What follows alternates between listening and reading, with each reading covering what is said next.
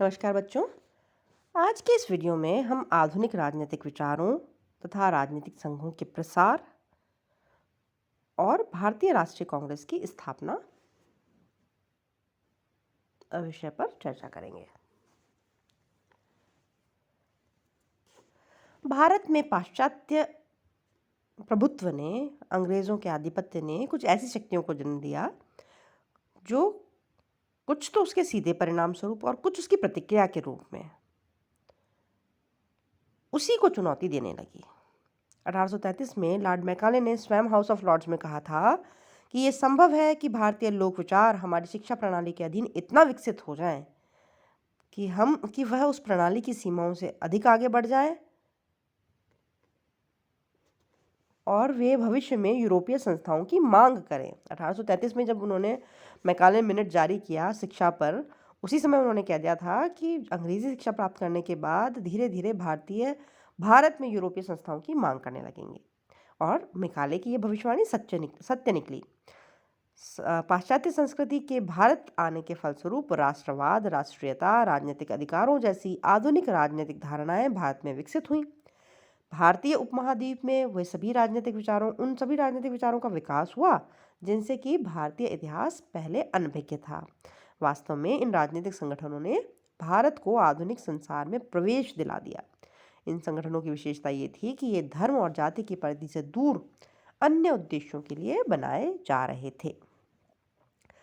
सबसे पहले बात आती है बंगाल प्रेसिडेंसी में राजनीतिक संगठन। 3 प्रेसिडेंसी थी, आपको ध्यान है ना अंग्रेजों के पास। बंगाल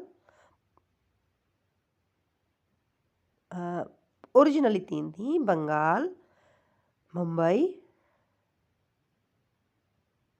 और मद्रास प्रेसिडेंसी। तो क्योंकि यहाँ पर सबसे लंबा ब्रिटिश शासन था, इसलिए सबसे पहले संस्थाएं यहीं पर बनी। बाद में CP, central province, NWFP, north western frontier province जैसे अन्य राज्यों में भी संस्थाएं बनने लगी।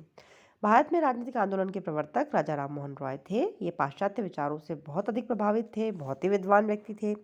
इसी कारण वह समकालीन बंगालियों की भांति हठधर्मी और कट्टरपंथी नहीं थे। उनके मन में सार्वभौमिकता थी। 1821 में राजा साहब ने स्पेन में संवैधानिक राजतंत्र की स्थापना पर एक उत्सव भी मनाया था। राजा राम मोहन रॉय पहले व्यक्ति थे जिन्होंने भारतीयों की शिकायतों की ओर अंग्रेजों का ध्यान आकर्षित किया और समाधान मांगा। उन्होंने समाचार पत्रों की स्वतंत्रता, सिविल न्यायालयों में भारतीयों की नियुक्ति व अन्य ऊंचे पदों की मांग की। यह विश्वास किया जाता है कि 1833 के चार्टर एक्ट की कुछ उदारवादी धाराएं उन्हीं के प्रयासों का परिणाम थी, किंतु राजनीतिक संस्थाओं के संगठन का श्रेय उनके साथियों को मिला। ऐसा पहला राजनीतिक संगठन बना बंग भाषा प्रकाशक सभा, जो 1836 में बनी। यह सभा ब्रिटिश सरकार की नीतियों से संबंधित मामलों की समीक्षा करती थी और उनके सुधार के लिए सरकार को प्रार्थना पत्र भेजती थी। 1838 में जमींदारी एसोसिएशन बना, जिसे कि लैंड होल्डर सोसाइटी भी कहा जाता था, और यह भूमिपतियों के हितों की रक्षा के लिए काम करती थी। 1843 में एक अन्य राजनीतिक सभा बनी जिसका नाम था बंगाल ब्रिटिश इंडिया सोसाइटी।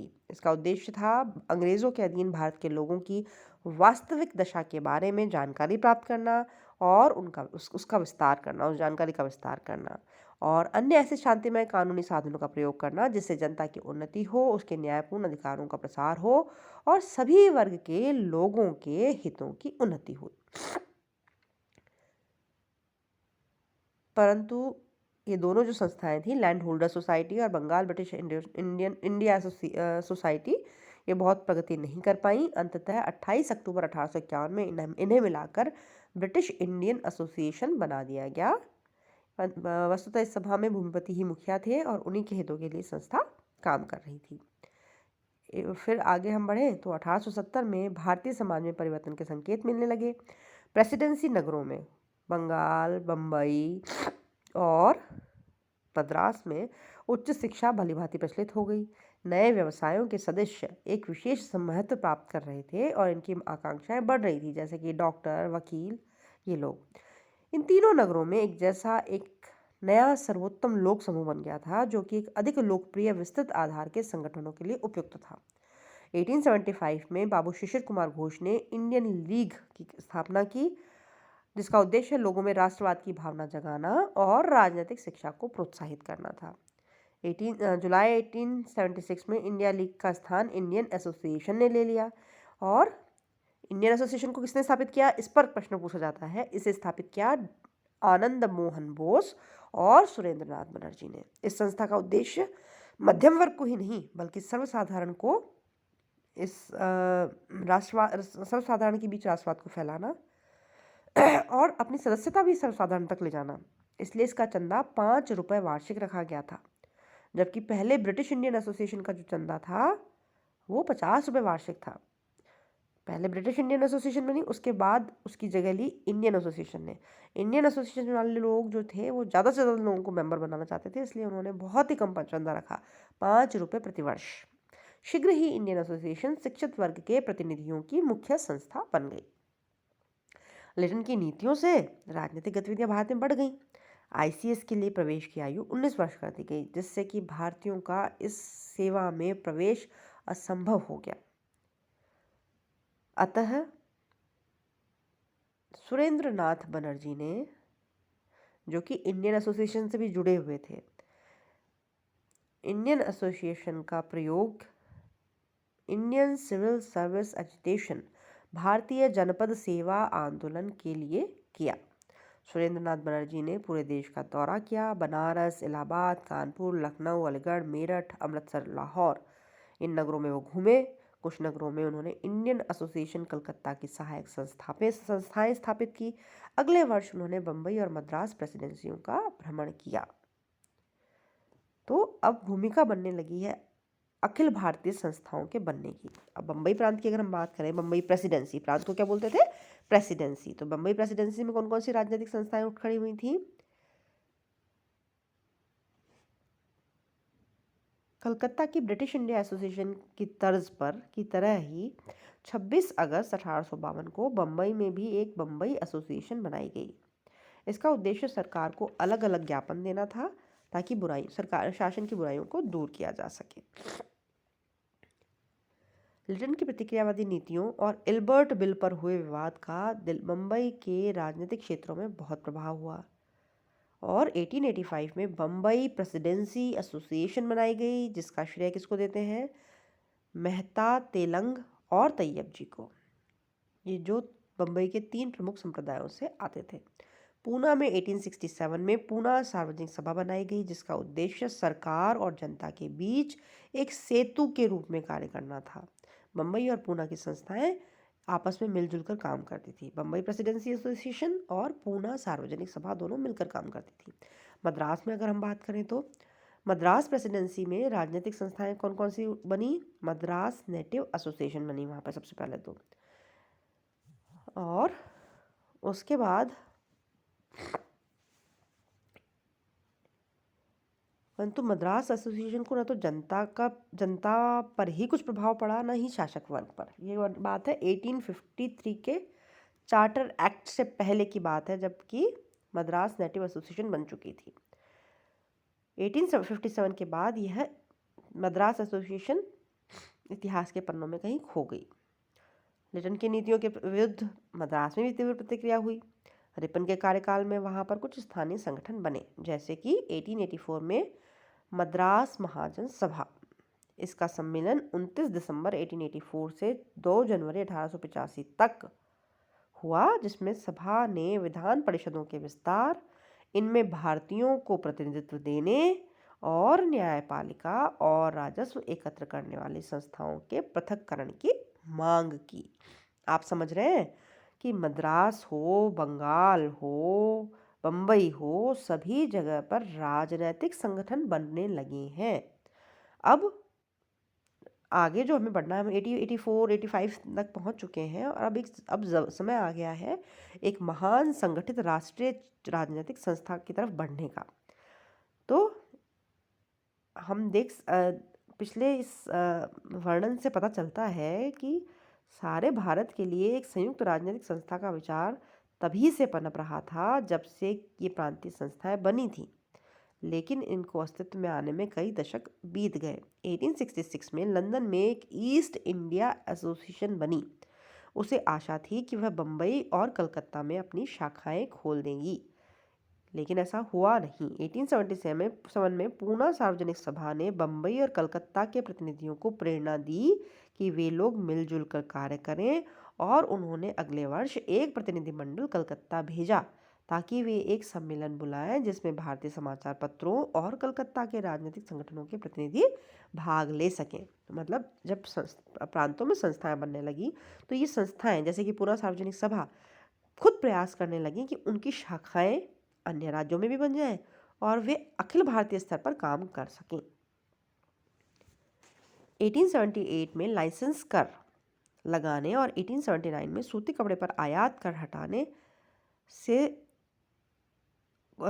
को लेकर समस्त भारत में स्थान स्थान पर विरोध प्रकट करने के लिए सभाएं हुई।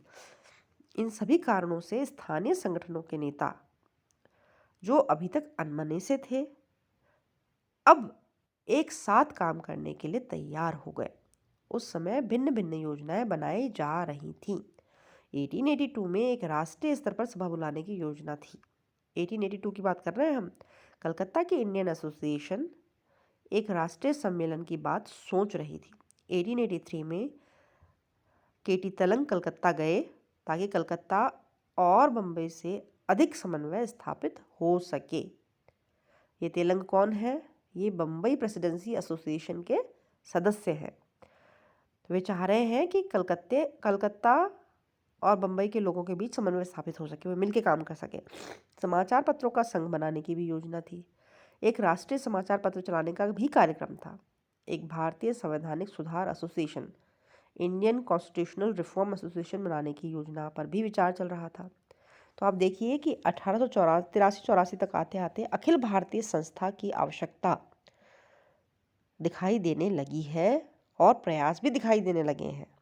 1883-84 में प्रेसिडेंसी नगरों में स्थानीय संगठन और एकता स्थापित करने के प्रयास किए जा रहे थे।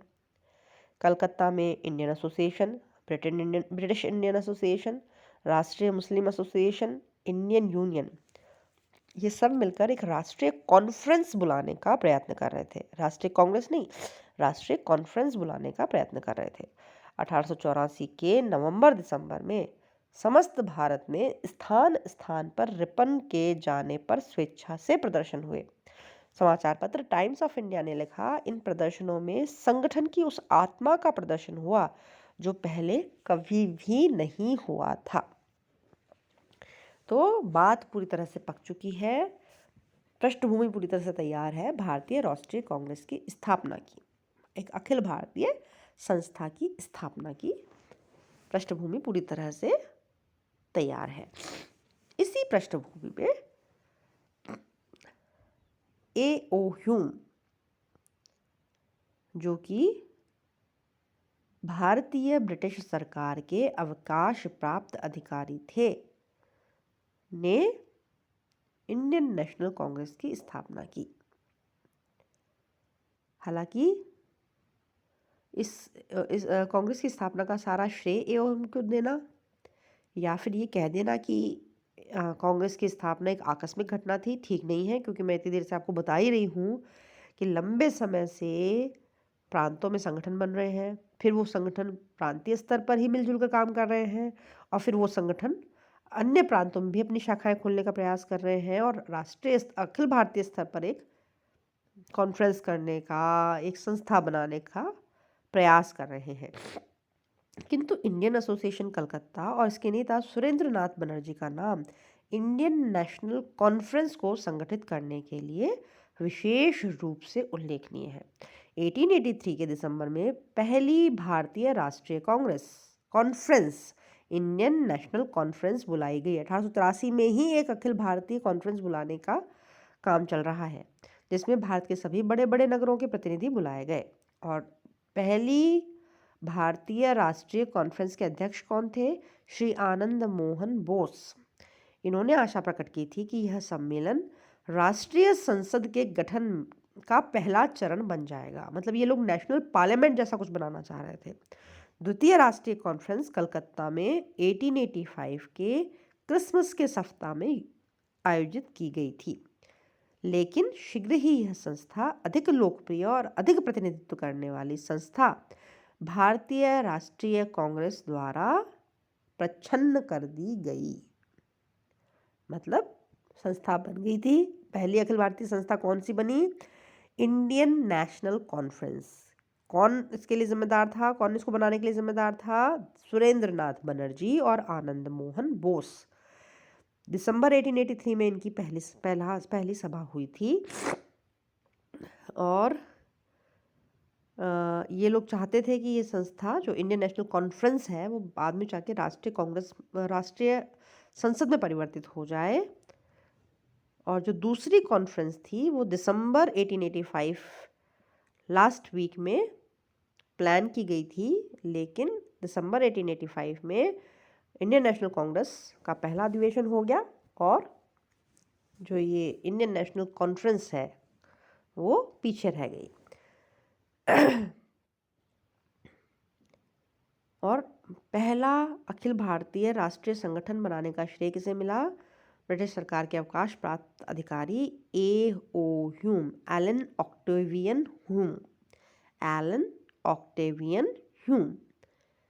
W.C. बनर्जी ने इस विचार को लोकप्रिय बनाया कि इंडियन नेशनल कांग्रेस का विचार डफरिन के मस्तिष्क की उपज था और उसी ने ह्यूम को ये बनाने के लिए कहा था। W.C. बनर्जी कौन है? व्योमेश चंद्र बनर्जी भारतीय राष्ट्रीय कांग्रेस के पहले अध्यक्ष थे और उन्होंने इस विचार को जन्म दिया कि इंडियन नेशनल कांग्रेस का जो जन्म है वो तत्कालीन गवर्नर जनरल लॉर्ड डफरिन के कहने पर A.O. ह्यूम द्वारा किया गया। लाला लाजपत राय का विचार था कि इंडियन नेशनल कांग्रेस इसलिए बनी कि वह एक अंग्रेज राज्य की रक्षा हेतु अभय कपाट सेफ्टी वॉल के रूप में काम करे। इसका मुख्य उद्देश्य साम्राज्य की रक्षा ही नहीं बल्कि इसे सुदृढ़ करना था। राजनीतिक शिकायतों को दूर करना तो इसका एक बाय प्रोडक्ट था, साइड इफेक्ट था और कम महत्व की बात थी। तो भाई ये कहा जाता है, ये आपके मन में भी ये प्रश्न उठना चाहिए कि एक अंग्रेज अधिकारी, सेवानिवृत्त अंग्रेज अधिकारी क्यों भारतीय राष्ट्रीय कांग्रेस की स्थापना करता है? इस बारे में अलग अलग लोग अलग अलग विचार प्रकट करते हैं। सबसे पहला विचार जो है वो है W.C. बनर्जी का कि डफरिन के दिमाग की उपज थी ये संस्था और उसके कहने पर ही ह्यूम ने ये बनाई। लाला लाजपत राय ने यंग इंडिया नामक समाचार पत्र में सुरक्षा सेफ्टी वॉल्व थियरी या अभय कपाट सिद्धांत का प्रचलन किया। उनके अनुसार A.O. ह्यूम ने एक सेफ्टी वॉल्व के रूप में भारतीय राष्ट्रीय कांग्रेस की स्थापना की थी। सेफ्टी वॉल्व आप जानते हैं क्या होता है? सेफ्टी वॉल्व हमने आम जीवन में जो प्रेशर कुकर्स होते हैं उनमें सेफ्टी वॉल्व्स लगे होते हैं, है ना, जो प्रेशर को रिलीज़ करते रहते हैं, क्योंकि बहुत ज़्यादा प्रेशर अगर बन जाएगा तो विस्फोट हो सकता है ना। तो ऐसा ही एलन ऑक्टेवियन ह्यूम और डफरिन वगैरह मानते थे कि भारतीय असंतोष को धीरे धीरे निकलने के लिए कोई रास्ता मिलना चाहिए। अगर ये असंतोष इकट्ठा होता रहा तो एक दिन विस्फोट होगा और अंग्रेज़ों का भारतीय साम्राज्य उनके हाथ से चला जाएगा।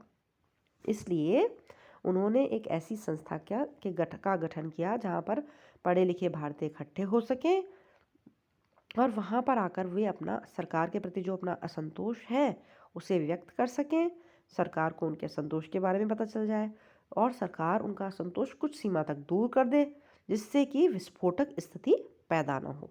तो ये था अभय कपाट सिद्धांत या फिर safety valve theory. Lord Dufferin या ह्यूम के उद्देश्य जो भी रहे हों, ये स्वीकार करना ही पड़ेगा कि A.O. ह्यूम एक सच्चे उदारवादी थे और वे एक राजनीतिक संगठन की आवश्यकता को अनुभव करते थे। उन्होंने खुला पत्र कलकत्ता विश्वविद्यालय के जो स्नातक थे उनके नाम लिखा। उसमें उन्होंने लिखा, बिखरे हुए व्यक्ति कितने ही बुद्धिमान और अच्छे उद्देश्यों वाले क्यों न हों, अकेले तो शक्तिहीन ही होते हैं। आवश्यकता है संघ की, संगठन की और कार्यवाही के लिए एक निश्चित और स्पष्ट प्रणाली की। ह्यूम ने भारतीय लोगों के बौद्धिक, नैतिक, सामाजिक और राजनीतिक पुनर्जन्म के लिए 50 स्वयंसेवकों की मांग की उन स्नातकों के सामने। ह्यूम ने इंडियन नेशनल कांग्रेस के लिए सरकारी और गैर सरकारी व्यक्तियों की सहानुभूति और सहायता प्राप्त कर ली। इस प्रकार यह संस्था इंग्लैंड और भारत के सम्मिलित मस्तिष्क की उपज थी।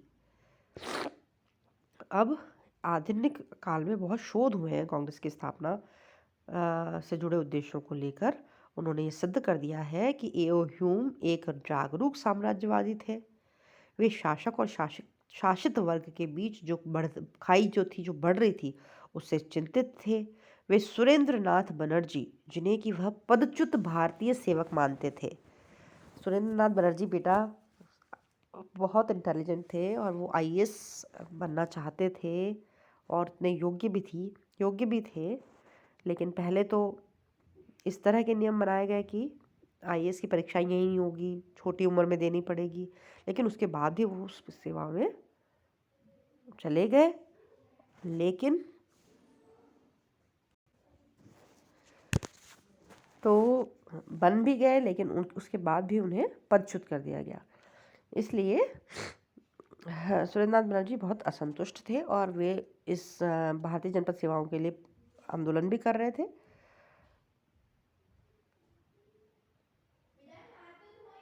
और एओ ह्यूम ने भी उनका साथ दिया और सबके सामूहिक प्रयासों से इंडियन नेशनल कांग्रेस का गठन हुआ। 1885 में इंडियन नेशनल कांग्रेस का पहला अधिवेशन श्री भूमेश चंद्र बनर्जी की अध्यक्षता में बम्बई में हुआ।